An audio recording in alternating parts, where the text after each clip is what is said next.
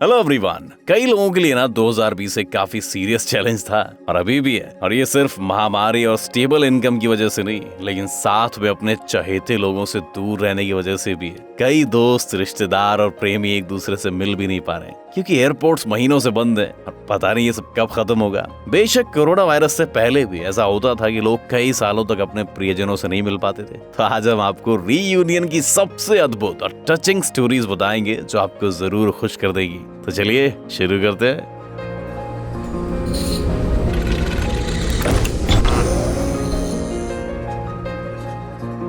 Cunning driver.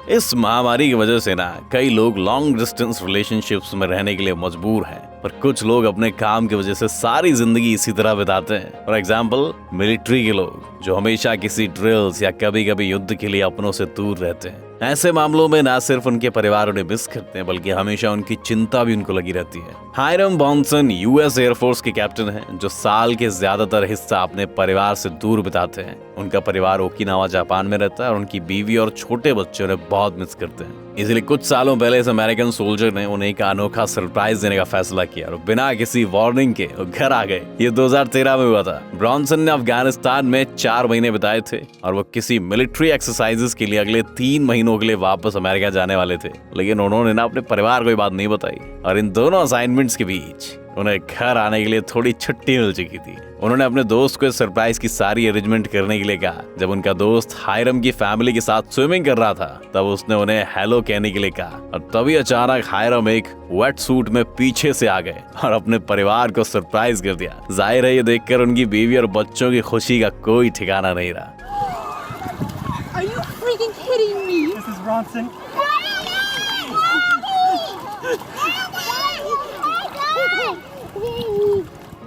University class.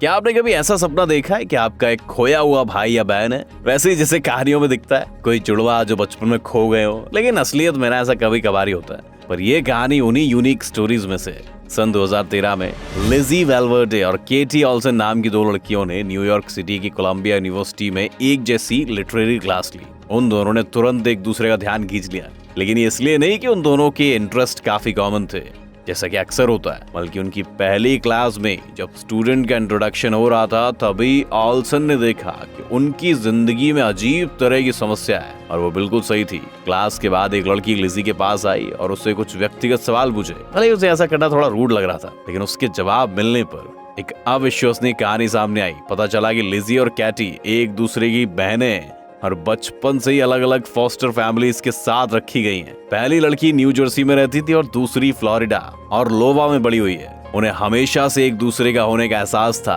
और वो दोनों कभी मिले नहीं थे, लेकिन तकदीर ने उन्हें मिलाने का फैसला कर लिया था। भाई साहब, दोनों लड़कियां एक किताब लिखना चाहती थी और उन्होंने अनजाने में एक ही यूनिवर्सिटी में अप्लाई भी किया। खैर, अब दोनों को एक ही किताब लिखने के लिए एक बढ़िया कहानी मिल चुकी है ना।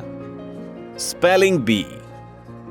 कई भाषाओं की तरह भैया इंग्लिश की स्पेलिंग और वर्ड्स भी कॉम्प्लिकेटेड होते हैं, है ना, और वैसे प्रोनाउंस नहीं होते जैसे कि उन्हें लिखा जाता है। बच्चों को इस कॉम्प्लेक्स सब्जेक्ट को समझाने के लिए कई अमेरिकन स्कूल्स एप्लीकेशन बीज जैसी कॉन्टेस्ट आयोजित करते हैं। हमारी अगली कहानी एक स्पेलिंग कॉन्टेस्ट के दौरान हुई थी। इस कंटेस्टेंट को ना सार्जेंट शब्द की स्पेलिंग बतानी थी जो उसकी उम्र के बच्चों के लिए थोड़ी ट्रिकी थी, लेकिन स्काइलर ने इसे कर दिखाया और उसे तुरंत ही इसका नाम मिल गया।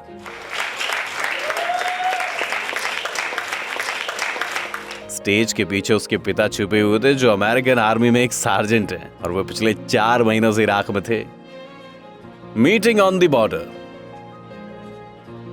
इस बात पर यकीन करना मुश्किल है भैया कि 2020 सेंचुरी में भी कई लोग मिलिट्री कॉन्फ्लिक्ट्स के कारण दशकों तक अपने परिवार से नहीं मिल पाते हैं। लेकिन ये सच है। कोरियन युद्ध के कारण 2 अलग देशों की स्थापना हुई। यह युद्ध लगभग 70 सालों पहले खत्म हो चुका है, लेकिन उसके परिणाम आज भी स्थानीय लोग भुगत रहे हैं। ऐसा इसलिए है क्योंकि जैसी लड़ाई खत्म हुई, नॉर्थ और साउथ कोरिया अलग हो गए और दोनों के बीच में कम्युनिकेशन पर पूरी तरह से रोक लगा दी गई। जाहिर है लाखों परिवार एक दूसरे से बिछड़ गए। कई वर्षों तक दोनों साइड्स के कोरियंस को अपने प्रियजनों से दोबारा मिलने की कोई उम्मीद नहीं थी, लेकिन फॉर्चुनेटली पिछले कुछ दशकों से दोनों देशों की गवर्नमेंट्स ने बिछड़े हुए लोगों को एक दूसरे से बॉर्डर पर मिलने की इजाजत दी है। ये मीटिंग समय समय पर बॉर्डर पर ही होती हैं और एक समय में लगभग 100 लोग एक दूसरे से मिल सकते हैं। इनमें से ज्यादातर लोग बुढ़े होते हैं जो बचपन से अपने दोस्त या परिवार से दूर हो चुके होते हैं। हालांकि ये कोई पूरा रीयूनियन नहीं होता है, ये मीटिंग कुछ ही घंटों तक चलती है और कई लोगों के लिए शायद ये आखिरी बार होता है।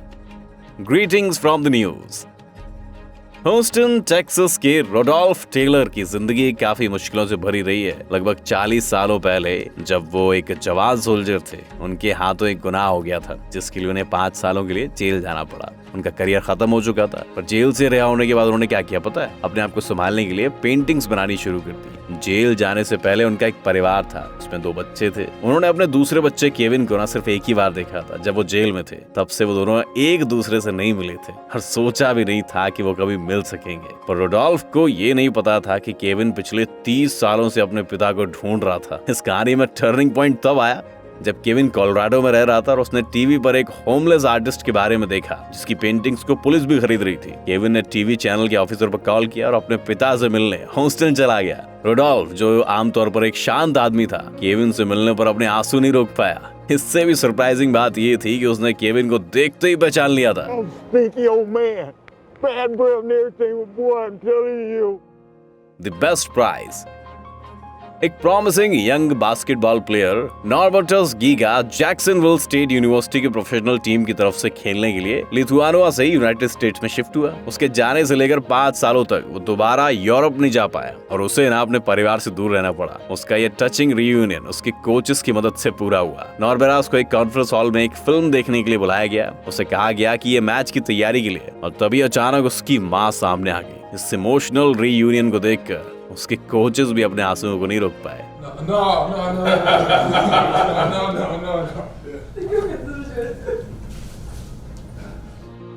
Coming home.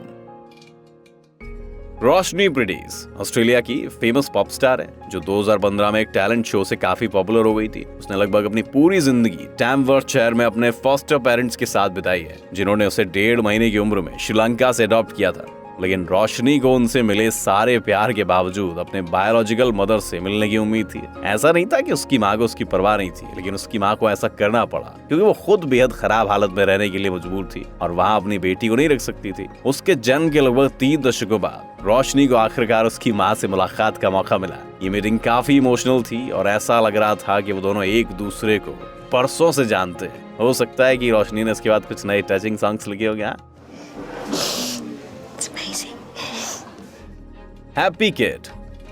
कोरोना ने कई महीनों से लाखों लोगों को अलग करके रखा हुआ है। एक वयस्क इंसान किसी तरह से ये दूरी सह सकता है, लेकिन एक छोटे बच्चे के लिए अपने प्रियजनों से महीने भर की दूरी भी दर्द भरी हो सकती है भैया। ये टचिंग स्टोरी टर्की की है, जहाँ एक छोटी बच्ची पूरे महीने भर बाद अपनी माँ से मिली। उसकी माँ एक हॉस्पिटल में कोविड पेशेंट की देखभाल करती है और इसीलिए उसने अपनी बेटी को नाना नानी के घर पर रखा था। हाचिको वाली फिल्म देखकर भी इतना रोना नहीं आया जितना इन्हें देखकर आ रहा है, कसम से।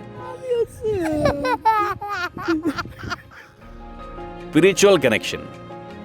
अगर आप जुड़वा बच्चों के बीच के कनेक्शन पर विश्वास नहीं करते हैं तो ये अगली कहानी आपका मन बदल देगी। मिलिए एन हंट और एलिजाबेथ हैमल से। एन को 77 साल की उम्र तक अपने जुड़वा बहन के होने की कोई खबर नहीं थी। दूसरी ओर एलिजाबेथ को सारी उम्र ही बात पता थी, पर उसे अपनी जुड़वा बहन से मिलने की कोई उम्मीद नहीं थी। ये लड़कियां बचपन में तब अलग हो गई थी जब उनकी माँ ने एन को अडॉप्शन के लिए दे दिया। अपनी बहनों की मीटिंग उनके बच्चों ने ऑर्गेनाइज की। एन, जो पूरी जिंदगी इंग्लैंड में रही थी, इस मीटिंग के लिए कैलिफोर्निया आ गई। जाहिर है लगभग 80 सालों बाद हुई ये मीटिंग बहुत इमोशनल थी। उनकी जिंदगी में कुछ और बातें इंटरेस्टिंगली सिमिलर थी। इन दोनों ने एक जैसी स्टाइल के कपड़े पहने थे, दोनों ही विधवा थी और तो और दोनों ने एक ही नाम के व्यक्ति से शादी की थी। इन दोनों का सेंस ऑफ ह्यूमर भी एक ही जैसा था। अब तो आपको यकीन करना होगा ना कि मिरेकल्स तो सच में होते हैं भैया। Surprise at the airport. अगर आपने इस वीडियो को देखकर पहले ही कुछ आंसू बहा दिए तो ये रहा एक और वीडियो जो आपको खुश कर देगा। यहाँ पर एक पिता अपनी बेटी से मिल रहा है जो कॉलेज की छुट्टियों के लिए लॉस एंजलिस एयरपोर्ट पर उतरी थी। नॉट बैड, है ना?